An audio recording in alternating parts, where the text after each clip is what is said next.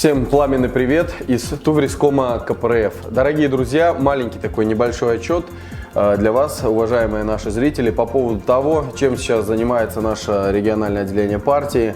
Я хотел бы свое маленькое выступление поделить на 4 небольшие части, где дам ответ и некую такую отчетность, может быть, что мы делаем, как мы делаем, в каких направлениях мы сейчас идем. Меня зовут Роман Тамоев, я руководитель Туврискома КПРФ и благодарен вам за ту обратную связь, которую вы нам даете на наших информационных ресурсах. Вот. Первое, хотелось бы мне поговорить об агитации, которую в данный момент мы организовываем. Да, действительно, у нас практически вся агитационная литература уже пришла. Выборы президента — это всегда дело непростое, тем более, опять же, повторюсь, в такое непростое время. Я понимаю, что у многих из вас есть такое определение для себя, наверное, что все уже решено, что это спектакль, цирк там, и так далее и тому подобное. Даже несмотря на то, что может быть кто-то может быть в чем-то прав, кто-то не прав, для нас остается самая главная задача. Это агитация, это пропаганда, поскольку не одними президентскими выборами вся наша страна живет. Поэтому мы будем готовиться и к муниципальным выборам, и республиканским выборам. Поэтому для нас задача самая главная — поддерживать нашего кандидата и агитировать за программу КПРФ. Нравится это кому-то, не нравится, но такова наша задача, и мы ее будем организовывать. На данный момент в нескольких районах, Кожунах, наши активисты уже раздают агитационные материалы. Иногда где-то мы общаемся с людьми, иногда, когда сильно холодно, у нас нынче в Туве сейчас вот последние дни очень холодно, в некоторых районах за 65 градусов минус уходило, у нас по Кызылу 40-45 градусов. Поэтому, когда людей на улице нет, наша агитационная бригада использует возможности агитации именно по квартирам, по почтовым ящикам. Если кого-то встретят, конечно же, переговорят, вручат газету, листовку там, и так далее. Поймите, агитационный процесс — это всегда очень сложно. Это самая изматывающая, самая неблагодарная часть работы.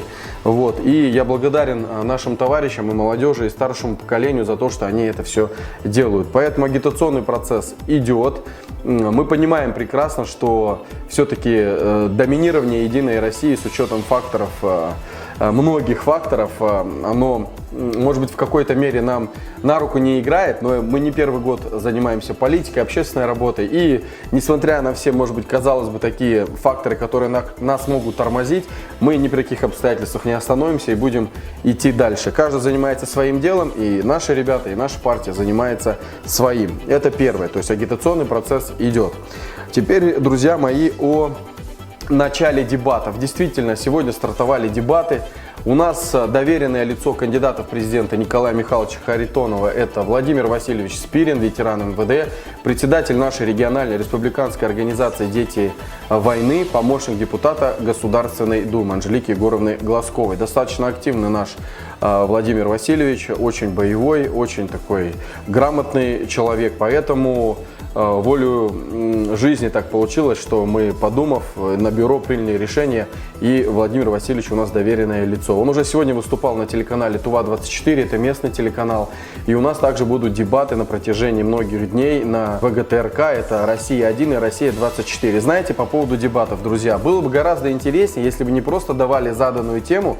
Я сам неоднократно принимал участие в всевозможных дебатах, и было бы гораздо интереснее, если бы мы действительно могли с доверенными лицами других кандидатов реально вступить в такую полемику, дискуссию. Она очень полезна, поскольку вырабатывается позиция, не просто вырабатывается, она сравнивается, у избирателей есть возможность посмотреть, что им ближе. А когда ты просто выходишь, говоря, тема образования, ты становишься напротив камеры, и, конечно же, программу кандидата можно организовать, можно все это сделать, но было бы гораздо интереснее, приятнее посмотреть на вопросы, ответы кандидатов. Ну, по мне, так это был бы самый крутой формат. Но у нас дебаты, они, знаете, по сути называются дебатами, а внутреннее содержание, оно абсолютно другое. Ты просто приходишь и как на экзамене просто зачитываешь или от своей, не знаю, памяти говоришь программу свою и вообще что тебе взбредет в голову, и, соответственно, на телеканале ты агитируешь за своего кандидата или за свою партию. То есть формат бы поинтереснее сделать. Поэтому, друзья, мы тоже участвуем. У нас также есть доверенное лицо партии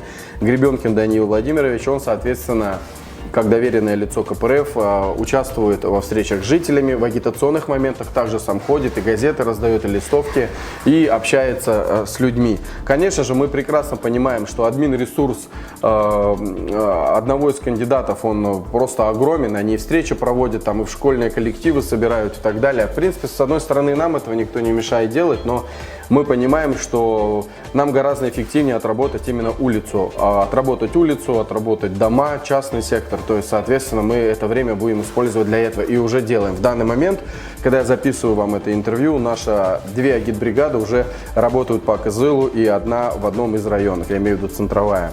Вот. Ну, также, друзья, о подготовке к проведению мероприятий, посвященного 80-летию вступления Тувинской Народной Республики в состав Советского Союза. Действительно, в этом году для нас это очень значимая дата, поскольку было принято историческое решение, было оно принято в октябре 1944 года, и поэтому все основные юбилейные мероприятия и торжества будут в октябре месяце. Но так как этот год, вот это время сейчас в данный момент подготовительное, мы создали штаб на базе бюро Туврискома, где тоже будем проводить ряд очень значимых мероприятий, посвященным этому историческому событию. Знаете, в интернете среди либеральной общественности, среди таких, знаете, людей, кто думает, что без Советского Союза Тува бы развивалась семимильными шагами вперед и так далее и тому подобное, иногда, знаете, в социальных сетях можно таких людей найти с такой позицией. Я считаю, что она абсолютно неубедительна, она абсолютно такая популистская, потому что за собой не имеет никаких корней. Но китайцы были много веков, вернее, здесь под протекторатом Монголии и так далее. Мы видели, как жил народ в конце 19 века, в начале 20-го, босой, раздетый, голодный, абсолютно никакой медицины. Я вот отдельно как-то хочу этому выпуску посвятить и даже подискутировать с кем-то, поскольку исторические факты, то, что говорят и путешественники, и историки, и археологи, и так далее. Я много документов читал, можно ознакомиться и в архивах республиканских. Посмотрите, пожалуйста, как жил тувинский народ в начале 20 века. И все ему дала именно советская власть, не Российская империя. Да, одно дело под протекторат, вот империя, она с нами, а другое дело, когда идет реальное развитие, особенно социалки и здравоохранения. Не забываем, кто спас тувинский народ, когда шла большая прививочная кампания. И образование, и стройки, и дороги. Когда понимаете, это большая тема, поэтому я в нее углубляться не буду, поэтому я считаю, что предки тувинского народа сделали абсолютно верный шаг, войдя в одну очень большую братскую семью народов Советского Союза, и огромная помощь была оказана народам и во времена Великой Отечественной войны, и потом та индустриализация, те огромные шаги по развитию абсолютно всего в Туве послевоенное время говорят о том, что предки тувинского народа сделали абсолютно правильный выбор, и мы от чистого сердца будем отмечать 80-летие со дня вхождения Тувы в состав Советского Союза. Вот это то, что у нас так глобально будем делать, помимо других мероприятий.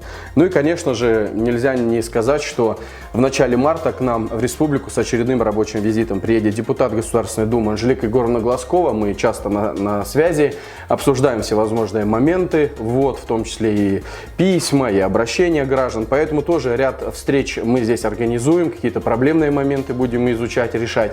Поэтому ждем Анжелику Егоровну вместе с Николаем Николаевичем у нас здесь в республике Тыва. Когда они приезжают, у нас действительно идет очень грамотно, очень хороший, слаженный такой процесс. И я уверен, что все мероприятия пройдут у нас на ура. Поэтому, друзья мои, подписывайтесь на канал Республика, ставьте лайки, не будьте равнодушными, оставляйте свои комментарии, предложения, замечания. Еще с вами увидимся. Пока-пока.